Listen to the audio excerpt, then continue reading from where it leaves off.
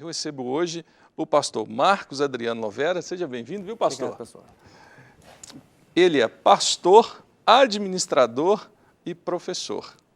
Estava me contando aqui um breve histórico aqui, né, do currículo. Pastor, bacharel em teologia, mestre em ciências da religião, professor de missiologia na graduação de teologia da Faculdade Batista de Minas Gerais, trabalha na Sociedade Bíblica do Brasil há 15 anos e atualmente é o secretário regional em Belo Horizonte. Então, o pastor Marcos está aqui para falarmos sobre a Sociedade Bíblica do Brasil. Mas eu sei que aqui, só nas suas funções, tem muita coisa para falar, né? Pastor, administrador e professor. Conciliar isso não é fácil, né, pastor? Não é fácil. Nos nossos dias é mais difícil ainda, porque o dia é muito corrido, muitas coisas para fazer e a preocupação de fazer com que as pessoas tenham uma vida melhor. E aí você precisa se envolver nessas áreas de uma forma dinâmica para fazer o trabalho da melhor forma possível. O ser pastor e administrador, em alguns momentos, o senhor enfrenta um conflito? Eu diria assim que todos os dias. É porque tem momento que o administrador tem vontade de ser pastor. Exatamente. Né? É você ter maturidade para conseguir conciliar e não misturar as coisas. Você tem que ser profissional como administrador e, no momento correto também, poder exercer uma palavra pastoral e conseguir auxiliar de alguma forma nessa questão também, que é a administração do dia a dia da vida da gente, do tempo, de colegas de trabalho e, de uma forma geral, estamos sempre pastoreando, né? É verdade, o tempo todo, né? E ensinando. Exato. Como professores. Bom, o senhor está na Sociedade Bíblica do Brasil como secretário há 15 anos. Aqui em Belo Horizonte? Aqui em Belo Horizonte estamos há 7. Quando iniciamos há 7 anos um trabalho subordinados à filial do Rio de Janeiro. Criamos aqui um centro de distribuição. Só que o trabalho desenvolveu e cresceu tanto que em menos de 2 anos depois nós já estávamos distribuindo o dobro de Bíblias que eram desenvolvidas e distribuídas pela filial do Rio para os estados de Minas Gerais e Bahia. E aí transformamos aqui numa secretaria regional, uma filial da SBB, e já abrimos um escritório recente em Salvador. Então estamos abrindo um pouquinho mais de espaço para fazer com que a palavra de Deus chegue ao maior número possível de lares desses 2 estados, que é a nossa abrangência, para que essa palavra transforme a vida das pessoas. É muito zelo e é muito temor. Vamos falar assim, no termo mercadológico, o produto que o senhor tem nas mãos é a palavra de Deus, é a Bíblia. Exato. E é um centro de distribuição com logística, tudo isso, com venda para as livrarias, tudo isso. O trabalho todo ele é desenvolvido através da distribuição da palavra para igrejas e livrarias. Então, a Bíblia realmente ela é colocada à disposição nos mais variados formatos. Temos desde Bíblia à prova d'água, a prova d'água? A prova d'água, a Bíblia literalmente, toda? O Novo Testamento completo. Você pode tomar banho com a sua Bíblia à disposição. Esse eu não conhecia. Até material disponível em mídia eletrônica para telefone, toda essa parte também está disponível. Então, você tem que ter todas as opções possíveis para que a Bíblia chegue à mão e aos olhos de todas as pessoas, e aqueles que não enxergam, aos dedos também. Gente, que trabalho bonito. A Bíblia, a prova d'água, me chamou a atenção, pastor. Aí é um tema interessante. A gente conversava aqui sobre a chegada da Sociedade Bíblica no Brasil. Dentro de um contexto histórico, de uma pesquisa que eu fiz, logo depois da Segunda Grande Guerra, da Segunda Guerra Mundial, existiu assim a necessidade de algo que consolasse as pessoas, de uma leitura que trouxesse esperança, e esse é um dos motivos da Sociedade Bíblica se instalar no Brasil? Bom, na verdade, a história é um pouco mais antiga. Se me permite voltar um pouco, a gente poderia pensar na vida de uma garotinha chamada Mary Jones, do país de Gales. Com apenas 8 anos de idade, ela sentiu o desejo ardente no coração de ter um exemplar da Bíblia. Mas era muito raro, não tinha disponível em quantidade e as que tinham era só para uma elite mesmo. Com 8 aninhos, ela nem ler sabia. Poucos anos depois, 2 anos depois, no vilarejo onde eles moravam, veio um professor dar aula e ensinou as crianças a ler e escrever. E aí sim ela quis muito ter uma Bíblia, mas aí não tinha como, não tinha dinheiro. Começou a trabalhar voluntariamente, conseguindo trocadinhos com vizinhos, recolhendo lenha, né, levando, arrumando coisas. Depois aprendeu a costurar, começou a vender roupa. E essa garotinha levou 6 anos para conseguir o dinheiro para comprar a sua primeira Bíblia. Mas não tinha no lugar. Então ela teve que ir a pé, 40 quilômetros na cidadezinha mais próxima, e lá tinha um pastor que revendia Bíblias. E ele tinha ainda um exemplar que estava reservado. Mas ao ouvir a história dela, ele pensou, gente, não dá para ficar 6 anos para uma pessoa ter uma Bíblia. E como a pessoa que tinha reservado essa Bíblia falava outras línguas, aquela em galês, ele resolveu entregar para a menina. Por causa desse testemunho da Mary, um grupo de líderes cristãos naquele país foram a Londres e decidiram, em 1804, criar a primeira sociedade bíblica do mundo, a Sociedade Bíblica Britânica e Estrangeira, 1804. Depois, em 1808, quando Dom João VI veio de Portugal para o Brasil, chegando no porto em Salvador, ele abriu os portos do Brasil para as nações amigas.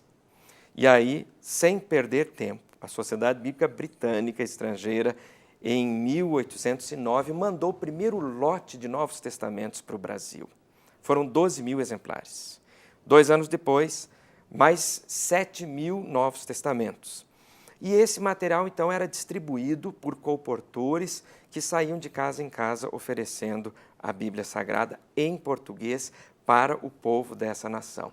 Então, a história começou ali. Depois, foram criadas a Sociedade Bíblica da Holanda, depois nos Estados Unidos, e essas organizações nacionais, sempre com o mesmo propósito, traduzir a Bíblia, produzi-la e depois distribuí-la na sua nação, na sua língua.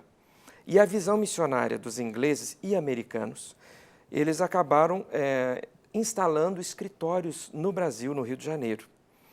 Então, foram trabalhando paralelamente até o início da Segunda Grande Guerra.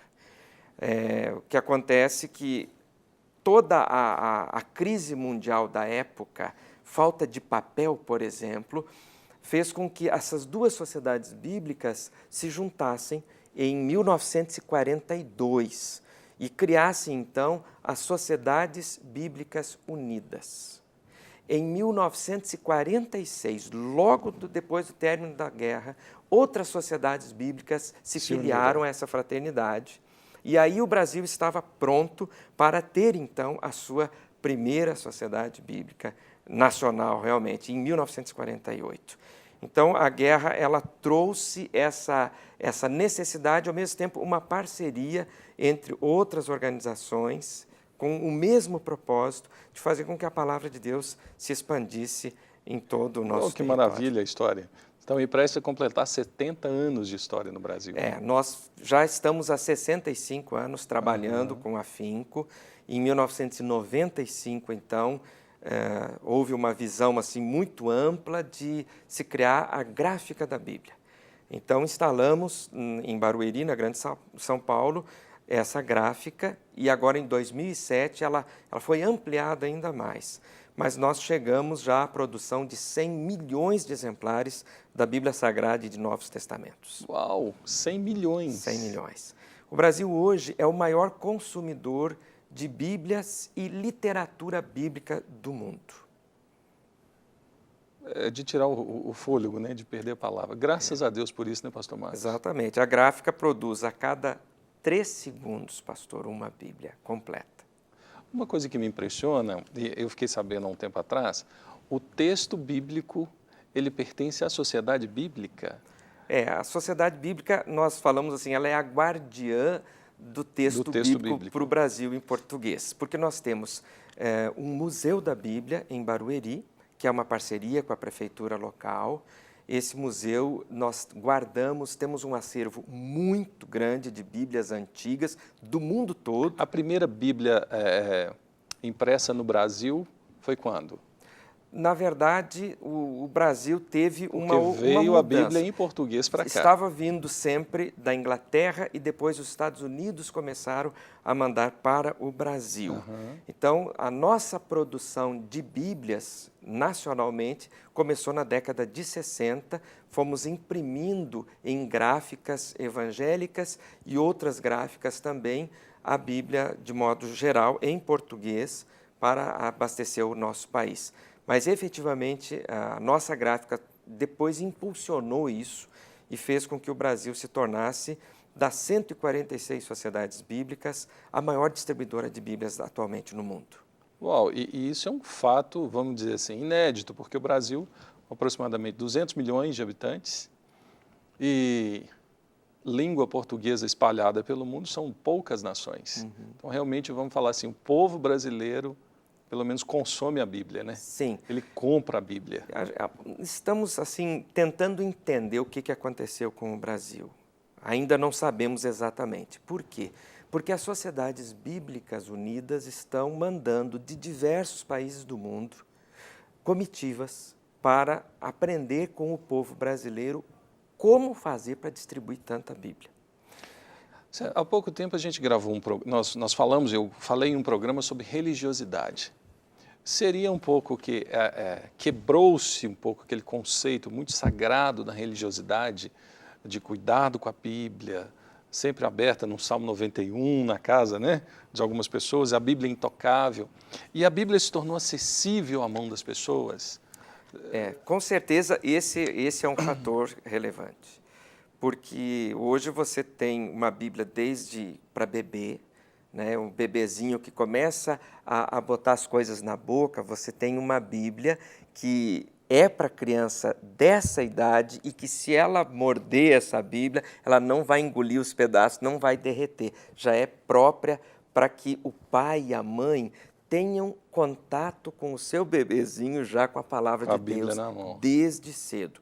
Até um idoso que tenha uma Bíblia, uma dificuldade de enxergar, uma Bíblia com uma fonte, um tamanho adequado para a sua visão.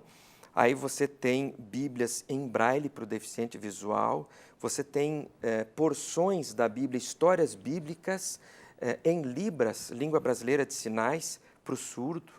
Então, tudo isso nós já temos disponível no Brasil.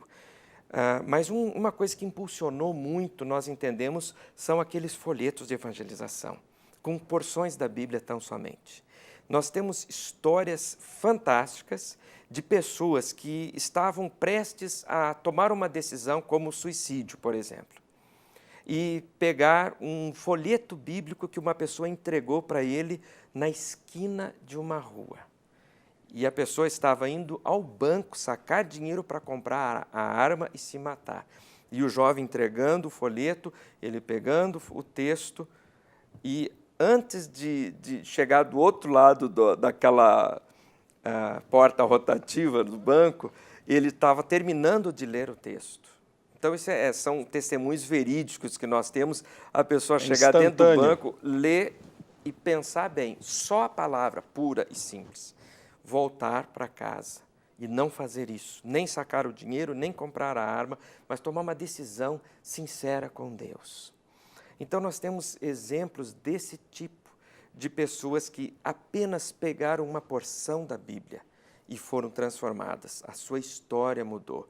Hoje nós distribuímos só a SBB através de sócios evangelizadores, de colportores, de livrarias e igrejas. São 233 milhões de folhetos por ano. Uau, é muita. Então, é mais de um folheto para cada brasileiro. Então, nós cremos assim, a palavra de Deus está sendo semeada nos corações, nas vidas das pessoas. E esse é o nosso propósito, fazer com que a palavra chegue num presídio, para que aquele homem, aquela mulher seja transformado, para que a pessoa que está no hospital, doente, enferma, sem esperança, leia um texto da palavra de Deus e receba um consolo. Para uma criança que está na escola, aprendendo a educação, ela aprenda também que a Bíblia é um livro cultural, é um livro de educação, que tem ensinos éticos morais para a criança. Que valorizam nós queremos a vida. ver exatamente a criança crescendo, aprendendo através da Bíblia, que ela pode ser relevante e importante nesse nosso país.